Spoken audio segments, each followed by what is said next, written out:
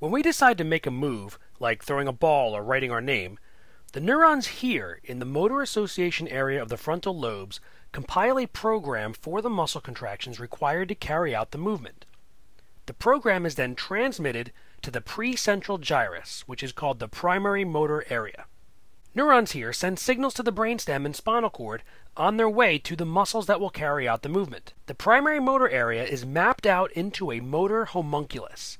It is proportional to the number of muscles and motor units in a region of the body, not to the size of the region of the body. For example, the amount of cerebral tissue dedicated to the hands, face, and tongue reflects the importance of fine motor control in speech, facial expression, and the use of the hands. The boundaries between these regions in the motor cortex overlap, and they're not sharply defined. Many muscles are innervated by several neurons, and any given neuron in the gyrus may affect more than one muscle. The pyramidal cells of the precentral gyrus are called upper motor neurons.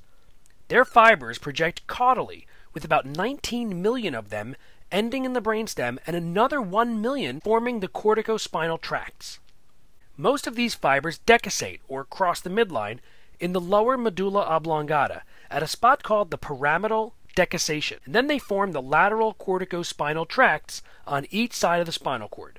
A smaller number of fibers pass through the medulla without decussation, and they form the anterior corticospinal tracts. These fibers cross over at a lower point in the spinal cord. Because of these decussations, each precentral gyrus controls muscles on the contralateral side of the body. In the brainstem or spinal cord, the synaptic knobs of the upper motor neurons synapse with the dendrites and somas of what is called lower motor neurons. These axons leave the central nervous system and become the peripheral motor neurons that innervate the skeletal muscles.